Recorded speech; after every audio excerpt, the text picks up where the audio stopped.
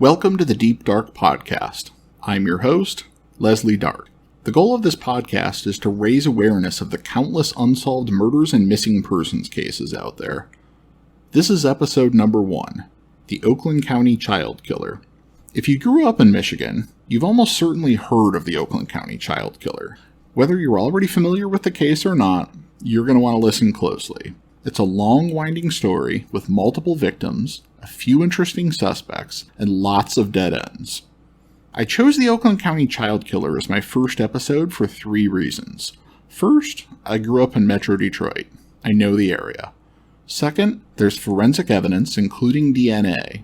Finally, and most importantly, there is a ton of primary source material out there. It comes from a FOIA request filed by the surviving family members of the final known victim. If you're not familiar with that term, FOIA is the Freedom of Information Act. It basically requires the government to share a reasonable amount of information with the public. In writing this episode, I tried my best to rely on primary source material whenever it was available. That includes original police reports, lab reports, police memos, and other documents that are part of that 4,000-page FOIA release. That's a ton of documentation, but it's only a drop in the bucket compared to what the police have. They've got over 400,000 pages. Here's the frustrating part. Sometimes these primary source documents contradict each other. This case involved several different police jurisdictions over the years, and they weren't always eager to share information. A lot of high-profile murder cases have unexplained elements, odd coincidences, and inconsistencies in the official narrative. This case is no exception. Whenever it's unclear, I try to provide both versions of the truth. Here's what I didn't use: other podcasts, Wikipedia, books written about the case, blogs, etc. So let's get to it. If you're familiar with the case already, you've probably heard that the killer drove a blue Gremlin. That might not be correct. When you dig into the facts, there were multiple indications that it was probably a blue Pontiac Tempest or a Buick Skylark, not a Gremlin. Another rumor that I've heard over and over is that the killer bathed the victims and washed their clothing. This has been exaggerated quite a bit. It's true that the 4th victim did appear to be exceptionally clean. It was noted by the pathologist who performed his autopsy. Some of the police back in the 70s thought that maybe the killer had some sort of crazy compulsion for cleanliness. I suppose that's possible, but I think it's much more likely that the killer was becoming increasingly concerned about being caught and made an effort to minimize any forensic evidence that he left behind. In any event, whatever the motivation was, the killer did not succeed. There's actually a lot of physical evidence, including fingerprints and DNA. The final rumor that I've heard is that the victims were posed as if they were on display at a funeral. I haven't seen anything in the official files to support this. We have to remember that this case took place back in the 70s. It was a different time. There were no cell phones. Parents wouldn't think anything of sending their 10-year-old to the store to pick up a gallon of milk or a carton of eggs. We can't apply today's norms. It's just not the same. None of the family members of the victims did anything wrong, and they have no blame whatsoever for what happened. We also have to remember that police tactics and forensic science have made huge advances since the 70s. Back then, missing kids were often dismissed as runaways. Police didn't know about DNA, let alone how to store evidence so that DNA could be retrieved from it decades later. If you've read about this case on the internet, you may have heard it called the babysitter killer case. Some people believe it's because the victims were cared for and held for a period of time. I don't think that's the origin of the name. I think it actually comes from a series of murders that occurred just before the confirmed victims of the Oakland County Child Killer. 4 girls were murdered in suburban Detroit within a very short period of time. 2 of them were babysitting when they were murdered. There was talk of a babysitter killer, as in someone killing babysitters. Before any of these early cases had been solved, the police and the public thought it might be the same killer. All 4 of the confirmed cases that we're going to talk about originate in Oakland County, Michigan. Oakland County is just north of Detroit, across the infamous 8 Mile Road. It's an overall wealthy county, but it's also somewhat diverse.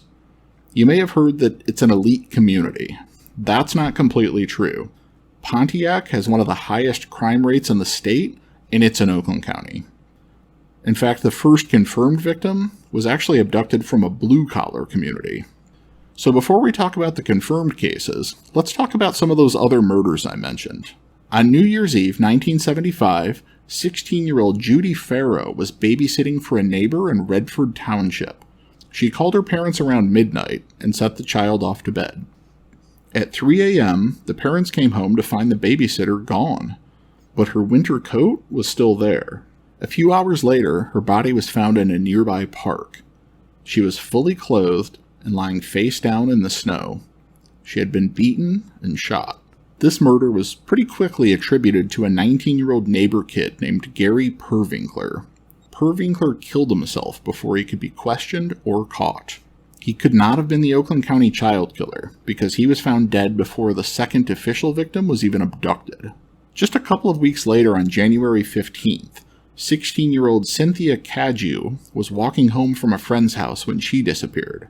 This was in Roseville. Her body was found a few hours later in Bloomfield Township. She had been raped and bludgeoned to death. 2 men were later charged in her murder. Raymond Heinrich and Robert Anglin were said to have abducted her, held her at a motorcycle club in Detroit with the assistance of a third man, sexually assaulted her, and then dumped her body in Oakland County. Investigators don't think these guys were involved in the Oakland County child killer case, but the available reports don't say why. 3 days later, on January 19th, we have 14-year-old Sheila Srock babysitting at a home in Birmingham. She was surprised at about 8:20 p.m. by a burglar who had just come from breaking into 3 other homes in the neighborhood with a pry bar and a screwdriver. He raped and murdered her. A neighbor who was shoveling snow from his roof saw the whole thing. The killer stole a revolver and some jewelry from the house before mixing in with the crowd who had started gathering outside because they heard gunshots. He asked a few of the neighbors what was going on before calmly hopping into a 1967 Cadillac and driving away. 43-year-old Oliver Andrews, who was a notorious burglar, was later convicted of the crime. 7 months later, on August 7th, 13-year-old Jane Louise Allen was apparently hitchhiking her way home from Pontiac to Royal Oak. Her body was found in the Great Miami River in Miamisburg, Ohio. Her hands had been tied behind her back using strips of cloth from a torn t-shirt that was knotted every few inches. I couldn't find her official autopsy report, but newspaper articles say that she was killed by carbon monoxide poisoning. It was suspected that she may have been held in the trunk of a car. This case has gone unsolved.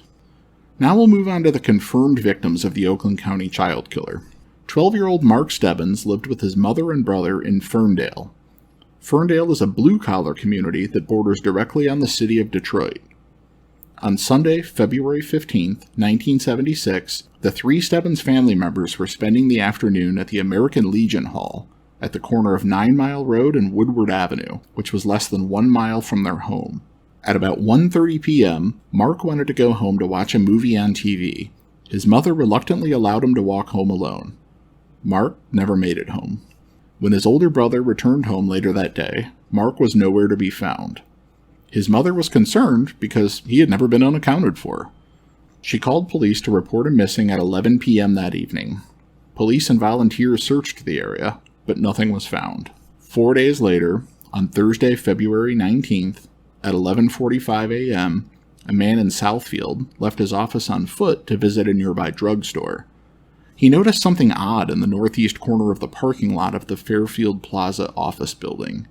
He initially thought it was a mannequin.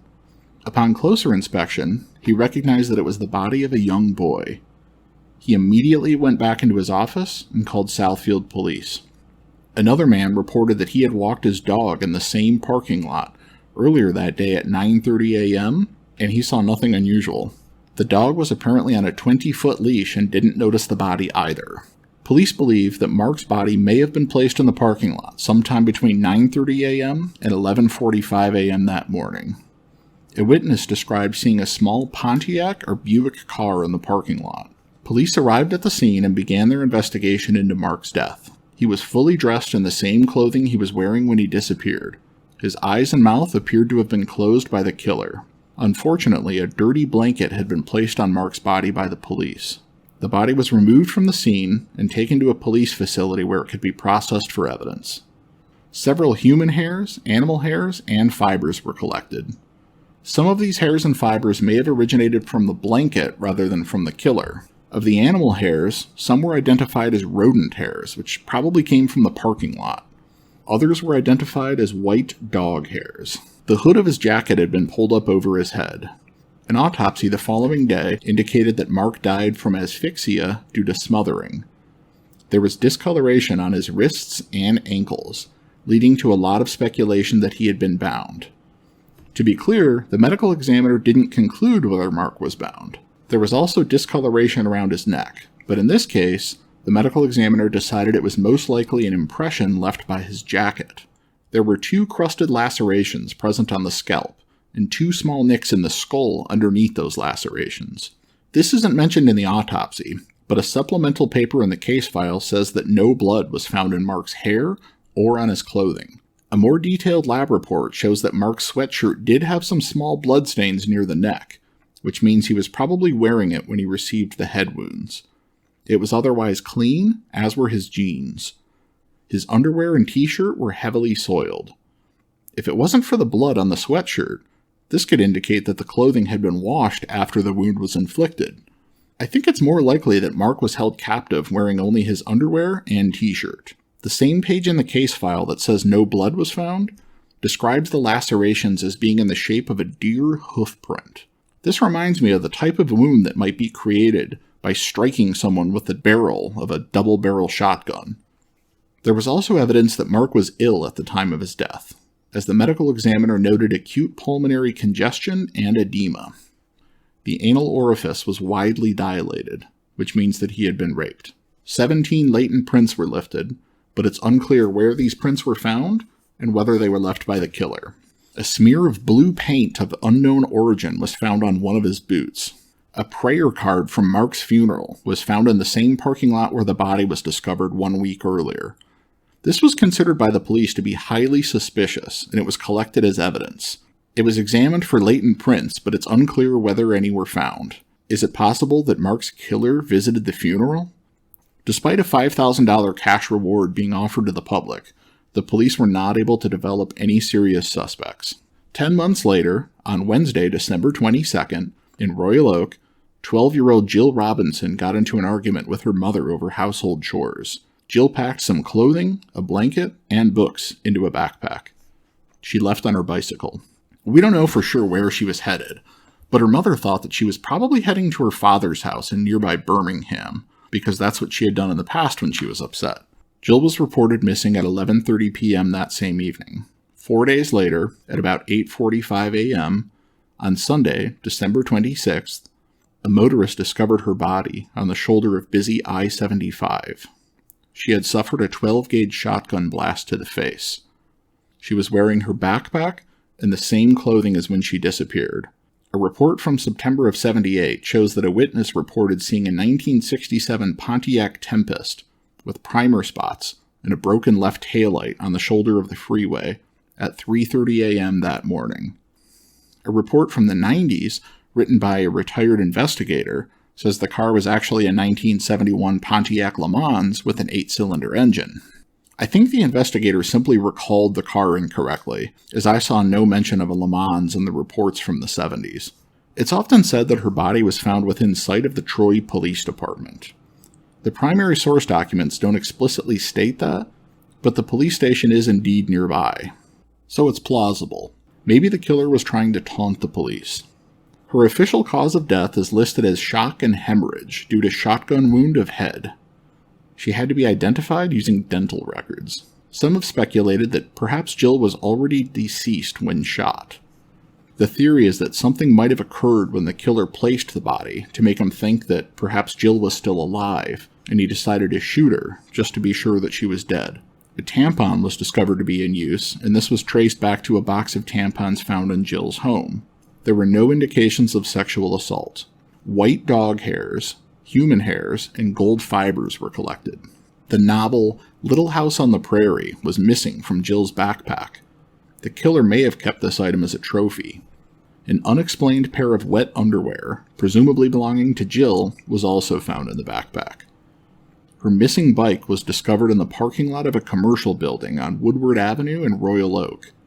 We don't know if this was the location of the abduction or if the bike was placed there later. There was an unexplained smear of paint on the bike. Is it possible that the killer struck her bike with his car? The following week, on Sunday, January 2nd, 1977, at 3 p.m., 10-year-old Christine Mihalik was allowed by her mother to walk to the nearby 7-Eleven store in Berkeley. A clerk at the store remembered that Christine had purchased a teen magazine around that same time. From there, she disappeared. 19 days later, on Friday, January 21st, her body was discovered in Franklin by a local mailman. It was placed on a short, dead-end residential side street by the name of Bruce Lane. Cause of death was ruled as asphyxiation due to smothering. Although the body was partially covered in snow, it wasn't completely frozen.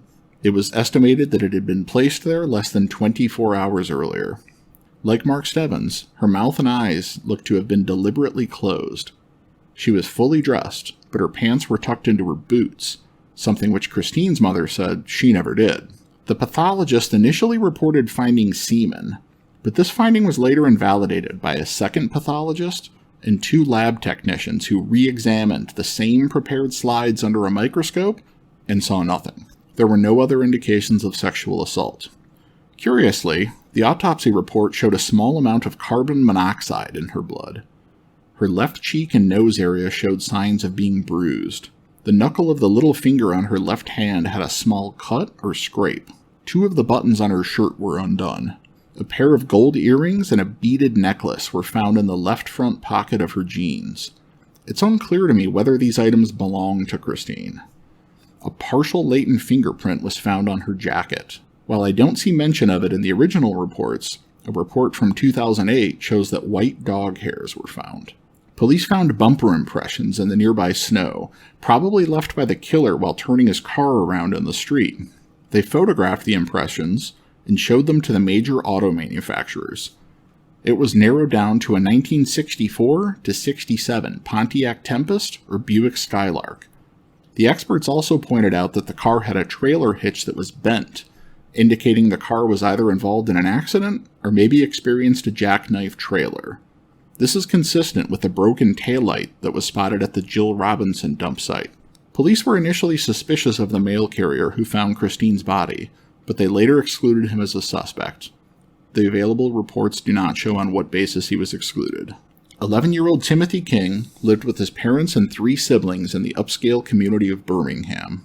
At 7:40 p.m., on Wednesday, March 16, 1977, he left his home to purchase candy from a nearby drugstore. His sister said that Tim didn't have a skateboard with him. She said that he wasn't very proficient on the skateboard, and she didn't think he would take it to the store. The clerk said that Tim did make it to the drugstore and buy the candy. Like the children before him, Tim disappeared. His parents arrived home just before 9 p.m. to find an empty house. They also saw that Tim's skateboard was missing. This could mean that Tim returned home from the pharmacy and left again with the skateboard, or maybe the sister was just mistaken. The family called police to report him missing at 10:15 p.m. A witness came forward to say that she saw a young boy matching Tim's description speaking to an unidentified man outside the drugstore at 8:30 p.m. that same evening.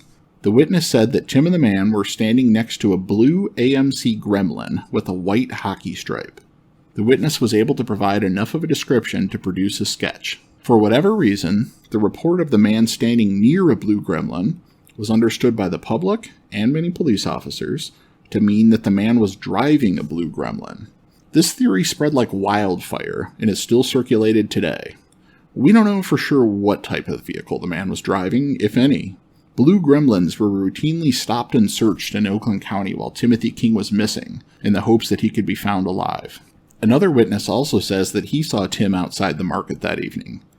This person was hypnotized, and he recalled seeing an older man sitting in a car watching kids, and another man in his 30s standing in the parking lot doing the same.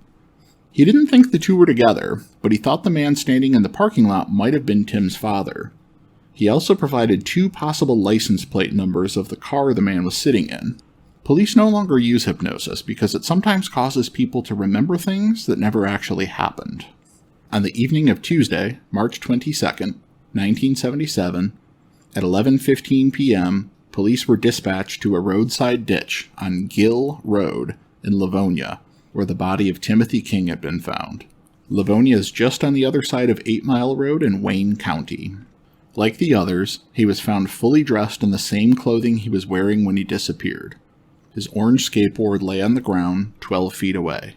A pair of nearby residents said the body wasn't there at 7:30 p.m. These same witnesses said they saw a full-size car with wraparound headlights parked nearby at 10:50 p.m. 1 or 2 minutes later, the witnesses say, the car left traveling south. Now, the 1964-67 Pontiac Tempest, or Buick Skylark, didn't have wraparound headlights. Neither did the 71 Le Mans. The AMC Gremlin had a yellow light, or reflector that wrapped around, but that's definitely not a full-size car. The autopsy revealed that Tim had been sexually assaulted. The medical examiner said the body was exceptionally clean, including the fingernails and toenails. The soles of his shoes also looked as if they had been cleaned. Despite this, hair and fiber evidence was recovered. If the killer cleaned the body before transporting it to the dump site, it may have picked up additional fibers in the car during transport. The autopsy also showed that Tim had eaten chicken shortly before his death. This is often believed to be significant, because Tim's parents appeared on TV pleading for his return. During the appearance, his mother promised him his favorite meal, fried chicken, upon his return. Some have speculated that the killer was trying to mock the family by feeding them chicken shortly before his death. Personally, I think it's just as likely that the killer, or killers, asked him what he wanted to eat, and he asked for chicken. There's also no evidence that the chicken was fried. Corn had been eaten about 2 days prior. Multiple linear abrasions were found near the corner of his mouth and the middle of the lower lip. His tongue and lip also had fresh bite marks from his teeth. There was a small scrape in front of the left earlobe. Indentation and discoloration on the wrists and one ankle suggest binding, but this is not conclusive. We don't know whether he was bound or not. As with Mark Stebbins, there was some evidence that Tim was ill. Time of death was estimated as within 6 to 8 hours of being found. The medical examiner believed that the body had been placed there within 2 hours of being found. Extensive toxicology tests, including carbon monoxide, were completely negative. The medical examiner mentions in a transcript of the autopsy that Livonia police lifted a beautiful latent print from the body. A police report contradicts this and says no latent prints were found. Footprints in the snow show that the killer didn't walk around to the passenger side or rear of the car. Gold fibers, possibly from carpet, found on Timothy King's outer clothing were consistent with one or more fibers found on Jill Robinson's socks. One hair, possibly a human facial hair, was found on his scrotum. Another hair was found in or near the nose. The medical examiner believed the body had been transported face down. A small unidentified soap stain was found on the back of one ankle. No stains were found on the underclothes. More recent reports also show that white dog hairs were found. Now you have the facts of the case. For me, several questions come to mind. First of all, were all 4 victims killed by the same individual? There is some evidence to indicate maybe, including the white dog hairs and the matching carpet fibers. There are a number of similarities between the cases. All 4 victims had brown hair, they were alone when abducted, there were no witnesses, no screams or struggles were heard, they were between the ages of 10 and 12, they were believed to have been abducted not far from Woodward Avenue, which connects Detroit to Pontiac. They were abducted just before or just after a holiday, although that does include Valentine's Day and St. Patrick's Day, which are pretty minor holidays. All 4 were taken in the winter. Each disappeared on either a Wednesday or a Sunday. They were found in public locations, and the bodies had not been concealed in any way. But there are some dissimilarities, too. We have boys and girls, sexual assault and no sexual assault, smothering and shooting, dump sites on the shoulder of a busy interstate freeway compared to a sparsely populated road. Could one killer really keep a victim for 19 days without detection? Unfortunately, the answer is yes. It has been done before. Look at the case of Sean Hornbeck. That poor kid was kept in an apartment with neighbors on the other side of shared walls for years, while his captor worked at a pizzeria during the day, and he was not detected. I think you could make a strong argument either way. Another question is, why did the killer leave the bodies where they would be so easily found? That doesn't sound like a killer who doesn't want to get caught. Because it's not required to commit the crime, and it actually makes it more likely that he would be caught, it's considered to be a signature element. Signature elements are based on the fantasies of the offender, and they usually don't change. I've also considered the idea that maybe the killer wasn't really from Metro Detroit, and he was bringing the bodies back to the area to throw police off of his trail. Why did the crimes all occur during the winter? Did the killer have a seasonal job with more free time in the winter? Or a secluded cabin in northern Michigan where he could take the victims when no one else would be around? Were his parents in Florida? So this is when his wife was out of town? Was this the only season that he visited Michigan? What type of occupation did this killer have? Did it help him get away with the crimes, or at least give him the opportunity to search for victims? Police speculated that maybe the killer was in a position of authority, such as a police officer, doctor, or priest. The killer's effort to limit trace evidence, like in the Timothy King case, might suggest that he had at least some knowledge of forensics. Most kids probably wouldn't think twice about going with a police officer if told to do so.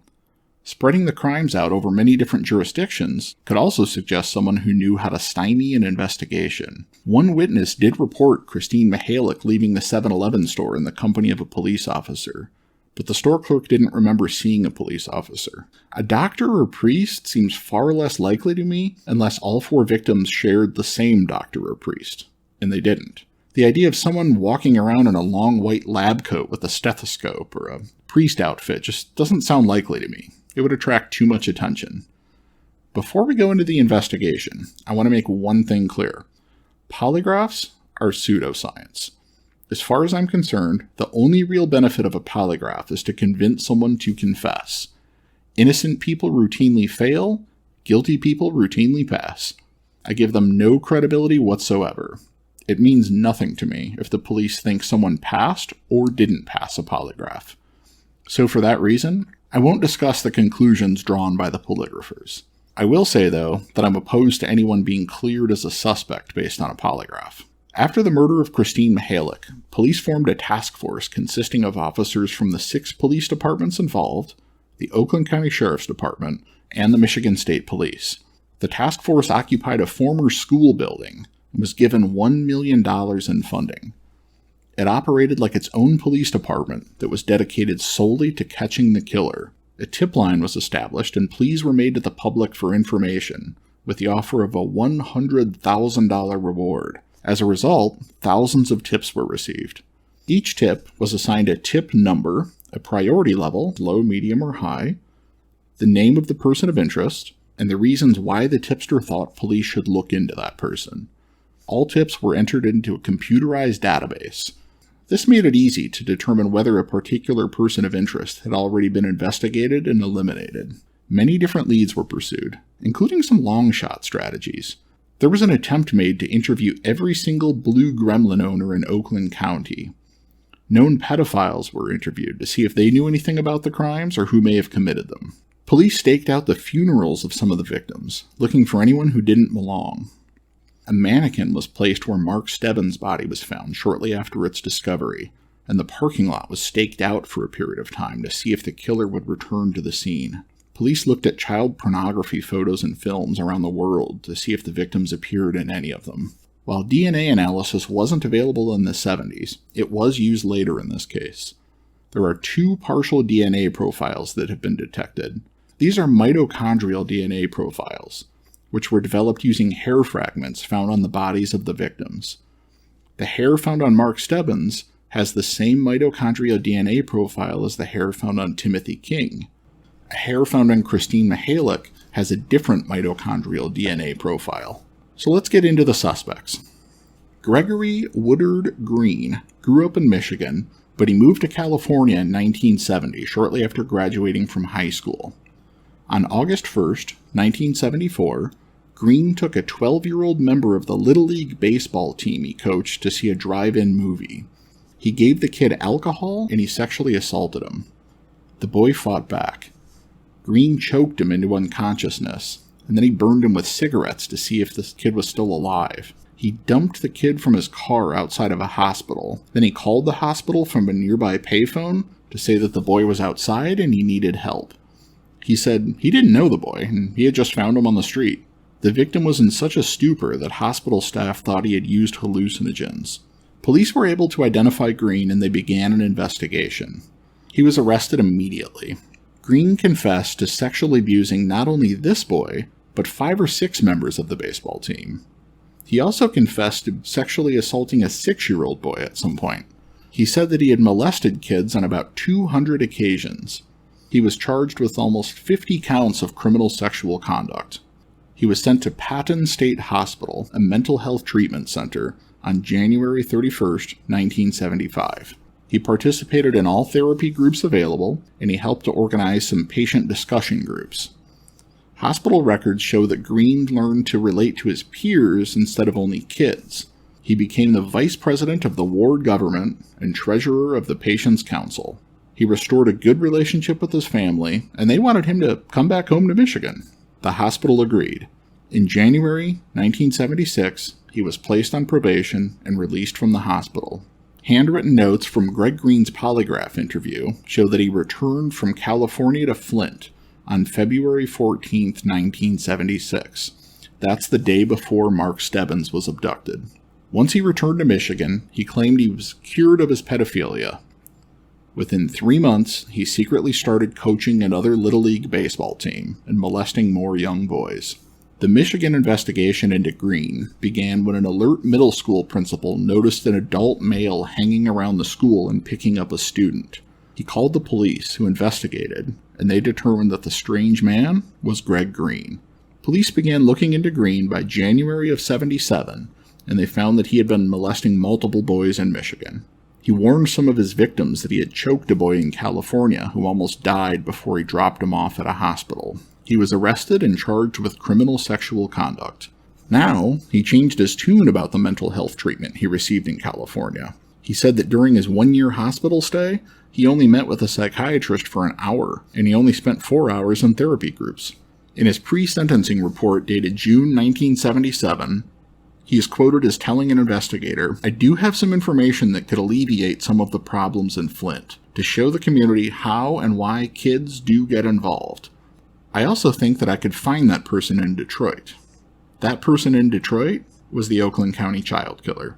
Gregory Green implicated his friend, Christopher Bush, in the murder of Mark Stebbins. This was recorded by the Oakland County Child Killer Task Force via tip number 369. It was categorized as high priority. At the bottom of the tip sheet, it says that Bush was cleared by a polygraph. Tip number 370 was issued by the police themselves against Gregory Green. Police thought he was more of a suspect in the case than a tipster. Green is also listed on the tip sheet as having been cleared by a polygraph. Green drove a 1974 brown Chevrolet van at the time of his arrest in Michigan. Police searched the van, and they found Polaroid photographs of boys, and 2 pairs of what were described as child's panties. He was also known to have previously driven a black Chevy Impala and a dark blue Chevy Nova. Tip number 9368 was also on Green. This tip sheet is mostly blank, so I don't know the circumstances of this one. At the bottom, there was a handwritten note, CLR 370M. Took me a little while to figure that out, but I believe it's saying that he was previously cleared on tip number 370, although I don't know what the M stands for. Also, the word closed was written, circled, then crossed out. It's undated and categorized as low priority. Police searched for any physical evidence that would help identify Green as the Oakland County child killer. He was ruled out as the contributor of the latent print found on Christine Mihalik's jacket. On June 14, 1977, he was sentenced to life in prison for the criminal sexual conduct charges. Tip number 14753 also came in on Green. Although his middle name Woodard is misspelled as Woodward, the tip came from a detective with the Ferndale Police Department on February 13, 1978. Priority was listed as high, but this was crossed out and changed to medium. This tip said that Green looked like one of the sketches. It's true that Green did look a lot like the sketch from the King abduction, but he was already incarcerated when that abduction and murder took place. It couldn't have been him. At the bottom, it's marked cleared. Green died in prison in December of '95, but police hadn't yet given up on considering him to be a suspect. In 2008, they interviewed his former cellmate. He said that Greg had bragged about killing 4 kids and getting away with it. Green's brother was also interviewed that same year. He said that Greg was bothered that police didn't believe him about Bush being involved in the Oakland County child killer case. The brother also said that after Greg went to prison, he discovered a hidden room in the attic of his home. One of the kids Green molested had described being hidden in that home's attic overnight. The brother gave police a DNA sample, and Gregory Green was excluded as a suspect based on the results. Police began investigating Christopher Bush after Green implicated him in the death of Mark Stebbins. Based on the evidence gathered in the Flint child molestation case, an arrest warrant for third-degree criminal sexual conduct was issued in Bush's name. On January 28, 1977, he was placed under arrest at his restaurant in Alma. Officers from the Flint Police, Michigan State Police, Ferndale Police, and Southfield Police Departments were present. Police offered Bush the opportunity to stop by his home and pick up a change of clothes and a toothbrush. This was probably a ploy to search the home. While there, he consented to a search.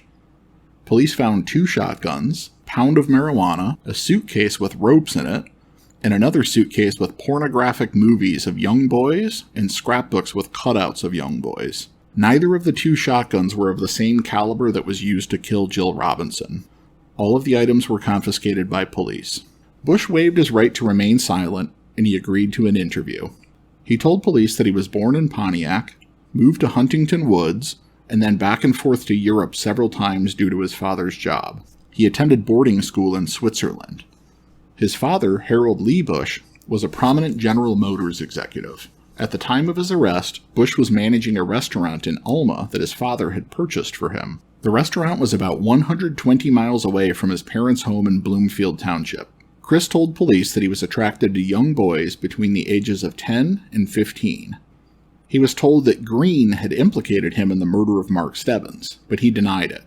Bush said that he had been in England from February 7th through February 14th, 1976, which police were able to verify when they looked at his passport. Mark Stebbins disappeared the following day, on February 15th, 1976. While Christopher Bush and Gregory Green both returned to Michigan on February 14th, the day before the first victim disappeared, it's not clear to me whether they knew each other at that time. Bush admitted to police that he and Green fantasized about kidnapping a young boy, tying him up, and sexually abusing him. He described Green as violent, telling police that he had choked a boy in Flint once. Bush was undoubtedly a serial child molester. He joined multiple chapters of the Big Brothers program, including Berkeley, Alma, and Midland. He molested several of his so-called little brothers. He also molested his own nephew, who said that Bush had even punched him on one occasion. Bush purchased a blue Chevy Vega with a white stripe on the side in January 1976. This vehicle is somewhat similar in appearance to an AMC Gremlin, like the witness described in the Timothy King case.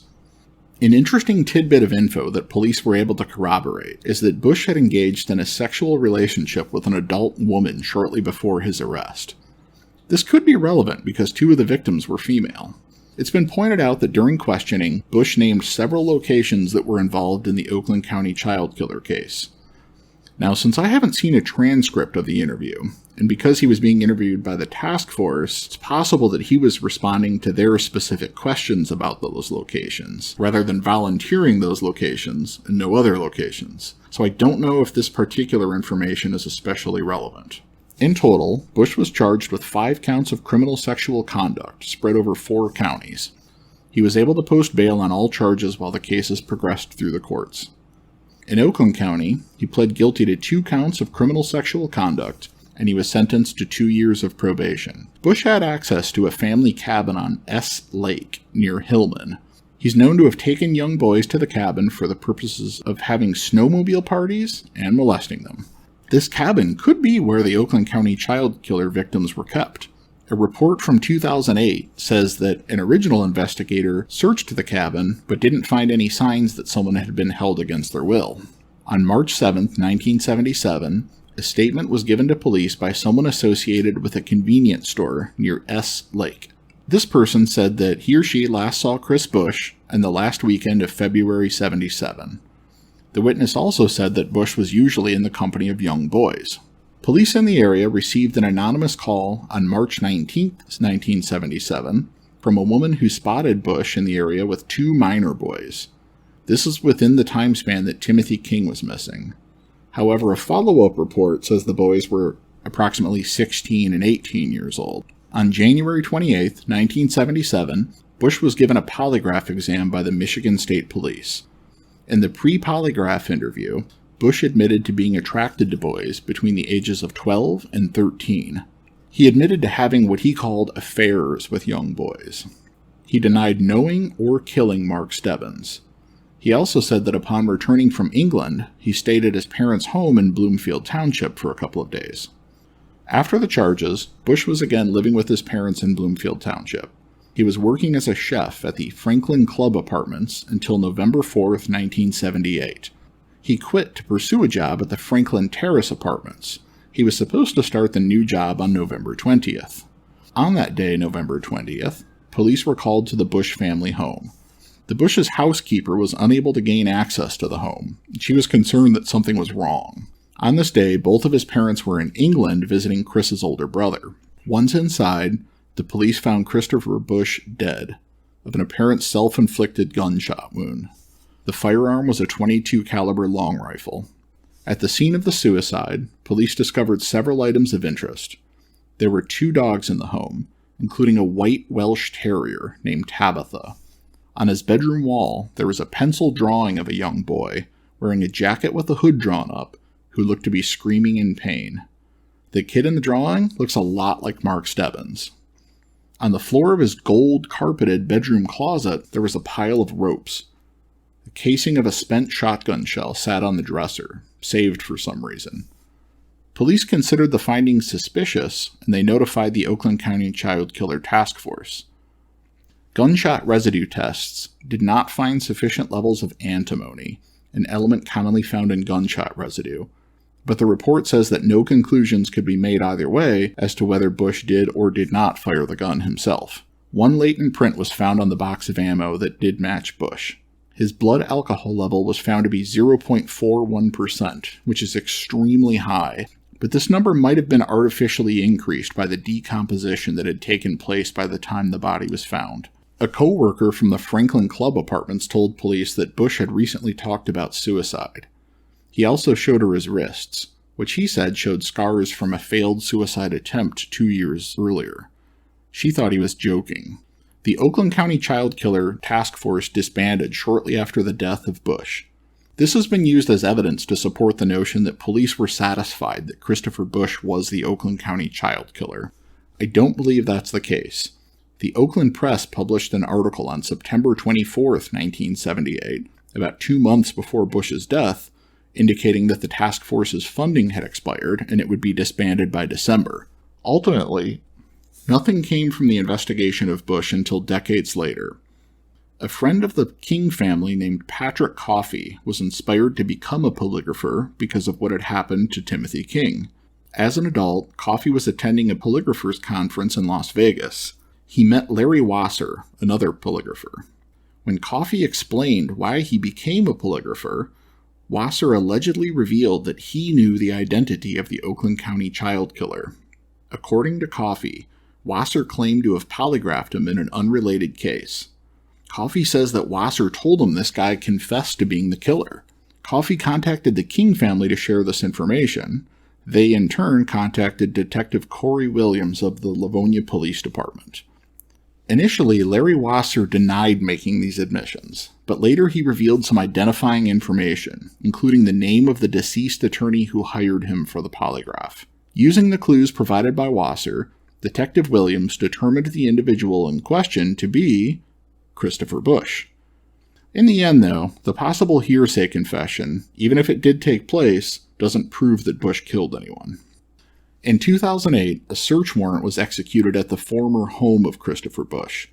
Police were looking for fibers, animal hairs, or anything else that might tie him to the Oakland County child killer case. The FOIA documents don't show what, if anything, was found.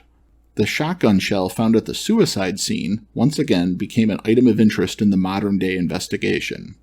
Police wanted to know if the shell was a 12-gauge, like that used in the murder of Jill Robinson. The original police reports didn't identify the caliber, and the shell itself was long gone. Police sent crime scene photos to NASA in the hopes that they could improve the image quality well enough to determine the caliber. They were unsuccessful. You can make a very strong circumstantial case against Bush.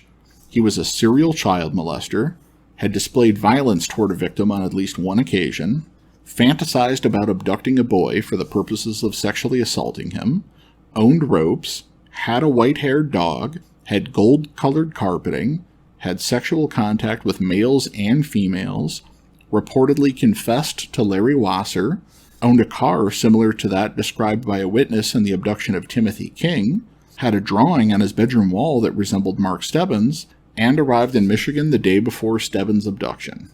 Also, the killing stopped after his death. But one of the major pieces of forensic evidence in this case is DNA. Christopher Bush is excluded as being the source of either profile. Despite the fact that DNA ruled out Chris Bush, police still continued to explore the possibility that he might have been involved. They also looked into his friends and relatives.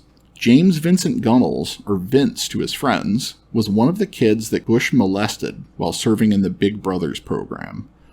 They remained friends even after Bush was convicted of molesting him. Police wanted to test his DNA under the theory that Vince could have been involved in the crime series and may have been used as a lure, an accomplice, or maybe even just to dispose of the bodies.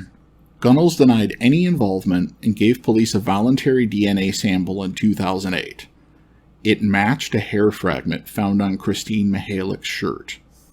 The local media made a major announcement in the case, saying that either Vince or a relative on his mother's side may have been involved. The truth is more complicated. Around 1.03% of the population was also a match.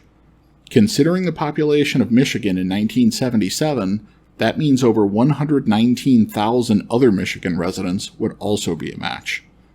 A mitochondrial DNA match is a very weak match.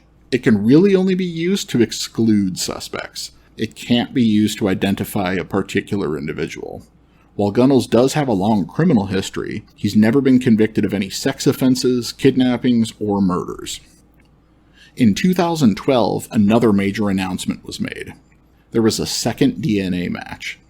While re-examining evidence in the case, hair fragments found on both Timothy King and Mark Stebbins matched a hair found back in the 70s that was recovered from a vehicle owned by convicted pedophile Arch Sloan. Sloan was living in Southfield with his parents at the time of the murders. His name was sent to investigators via a tip from his parole officer back in the 70s. As part of the follow-up, police searched his vehicle and collected tapings from the interior. The tapings revealed both fiber evidence and human hairs. One of the hairs has the same mitochondrial DNA profile as the hairs found on King and Stebbins. The DNA, however, did not match Arch Sloan himself, even though it came from his vehicle. It was theorized that maybe Sloan was either involved in the case or loaned his car to someone who was involved. While this is a possibility, it was another mitochondrial DNA match. This means 100,000 or more other people in Michigan also match. Police held a press conference describing the DNA match and pleaded to the public for tips on who Sloan might have been associated with in the 70s. Ultimately, the contributor of the hair was never identified. Today, Sloan is serving a life sentence on an unrelated criminal sexual conduct conviction. Although he had a horrific history as a child predator, he may have no connection to the Oakland County child killer case. David Norberg is another name that surfaced during the investigation. There's not a lot of primary source material available about Norberg, so most of the following comes from newspaper articles. Police were tipped off to him on at least 3 occasions for unknown reasons during the original investigation. He was cleared based on an alibi provided by his wife. In 1980, Norberg and his wife moved from Michigan to Wyoming. A year later, he died in a car accident. His wife came forward after his death to tell police that she had lied about his alibi, and she thought her husband was indeed the Oakland County child killer. She also said that she found a cross similar to one that was owned by Christine Mihalik. Christine's mother was shown photos of the cross, but she didn't recognize it. Police also said that Norberg was working while one of the murders took place. Despite the suspicions that he wasn't involved, his body was exhumed in 1999 and a DNA sample was collected. The DNA did not match. Norberg was officially excluded as a suspect. Another suspect that came up in the case was Ted Lamborghini. A different man, Richard Lawson, had been arrested in Ohio. Lawson offered up Lamborghini's name to try to get himself out of trouble with the police. He told police in Ohio that he knew who was responsible for the Michigan snow killings. As a result, Lamborghini was investigated as a suspect.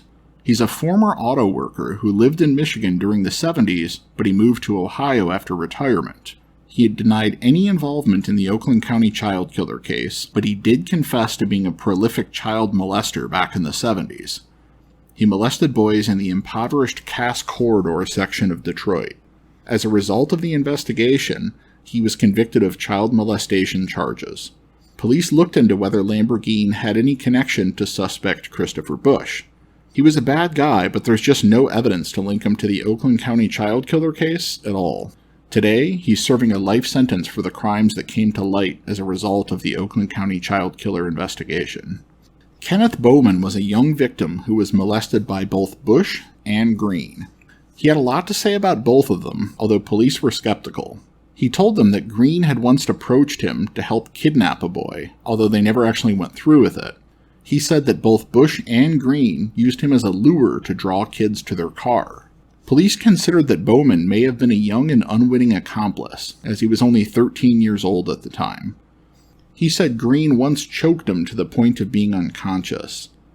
He identified Timothy King as a boy that Bush once forced him to perform oral sex on. He also identified Ted Lamborghini as a man who had randomly picked him up while hitchhiking, molested him, and then stopped by Gregory Green's house, a claim which tied Lamborghini together with Bush and Green. This seemed like a fantastic coincidence. In the end, police decided that Bowman was trying to make the puzzle pieces fit together, and that he was not a reliable witness. Bowman was also excluded as a suspect based on DNA.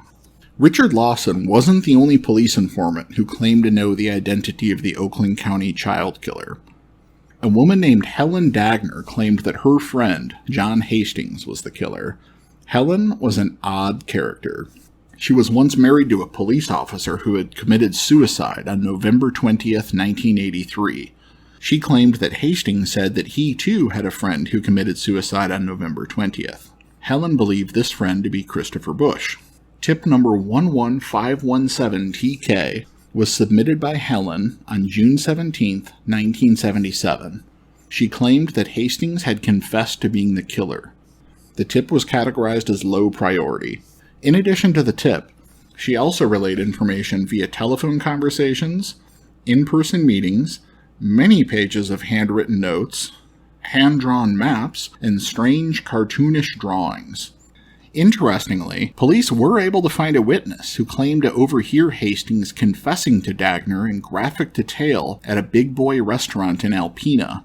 Police investigated, though, and they noticed that some of the information she provided didn't match with the secret info that was never publicly released. They provided her with some questions to ask Hastings that someone unrelated to the case shouldn't be able to answer correctly. Most, if not all, of the answers that Hastings provided to Helen were incorrect. Hastings denied knowing Bush and Green. Although he and Bush did live in the same neighborhood, police were never able to establish any significant connection between them.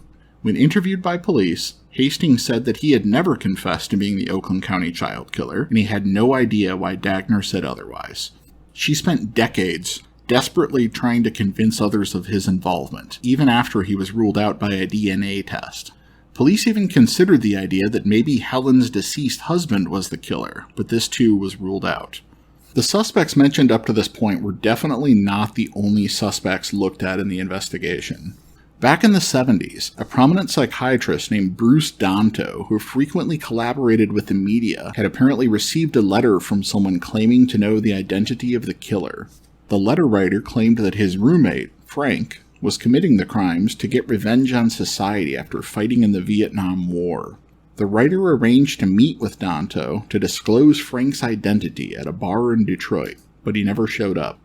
Danto also claimed that Christine Mihalik's body may have been dumped on Bruce Lane as a form of communication with him, Bruce L. Danto. The police actually considered this theory, and they arranged for Danto to make another media appearance where he described the killer as being like a squirrel, hoping that the next victim would be left on Squirrel Road. They staked out Squirrel Road, but no victims were left there. In 2013, a blue gremlin was discovered buried on former farmland near Flint, and this was investigated. Notorious serial killer John Wayne Gacy was even briefly considered as a suspect, since he was known to have visited Michigan during the 70s, but he was excluded by DNA. A mysterious man, identified only as Bob, came forward with bizarre claims that he knew the identity of the killer, who had committed the crimes in conjunction with Wiccan rituals. The mother of Christine Mihalik was drawn in by Bob. She sadly exhausted her life savings to pay for an attorney that Bob recommended. A lawsuit was filed by the attorney seeking $100 million in damages and alleging a conspiracy among law enforcement. The suit was dismissed for lack of evidence.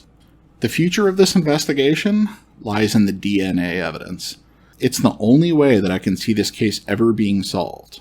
After 40 years, it would be very difficult to solve the case, even if a suspect confessed today. Unless that person had kept some sort of souvenir from the crimes that could be positively identified, police would likely doubt the veracity of any confession. If the killer is alive today, he would likely be in his 70s or 80s. The clock is definitely running out if the killer is ever to be brought to justice for these murders. Genetic genealogy is a new investigative technique that was developed in 2018. It brought an end to the 40-year hunt for the Golden State Killer in California. This process involves uploading the unidentified DNA profile to public databases such as GEDmatch. GEDmatch will generate a list of names of people who may be related to the donor. From there, a genealogist builds an entire family tree from the list of names. The list is narrowed by gender, physical description, and geography. The promising matches are either asked for a voluntary DNA sample or a surreptitious sample is collected. As of now, the same technique cannot be effectively used to find the Oakland County child killer. It requires a full DNA profile, which we don't have. It's possible that forensic science will one day be able to reprocess the evidence and recover such a sample. Until then, the investigation seems to be at a standstill. If you have any serious information about the identity of the Oakland County child killer, there are two good options. You can call the Michigan State Police tip line at 833-784-9425. If you want to remain anonymous, contact Crime Stoppers at 800-773-2587. If you have the name of a specific person and a clear, logical reason why you believe this person committed the crimes, go ahead and contact them. If you can provide your suspect's date of birth or address, that's even better. Please do not contact the tip lines to share your suggestions on how to solve the case or to ask for updates. This will only make it harder for a genuine tipster with potentially useful information to get through. It's very possible that none of the suspects I mentioned today had anything to do with the case. The name of the real killer may not have even come up yet in the investigation. If that's true, police need your help to identify the perpetrator. If you have a suggestion on which case I should cover next, then tell me about it. Send an email to thedeepdarkpodcast@protonmail.com. I don't want to make a weekly podcast with a basic overview and a cursory amount of research on each case. There are hundreds of those already. I'd like to find more cases with a large amount of primary source material available. I have no delusions of detective grandeur. I don't expect to solve this case, or any other for that matter. But if I can cover the case and help to keep it alive in the eyes of the public, maybe it's worthwhile. Thanks for listening.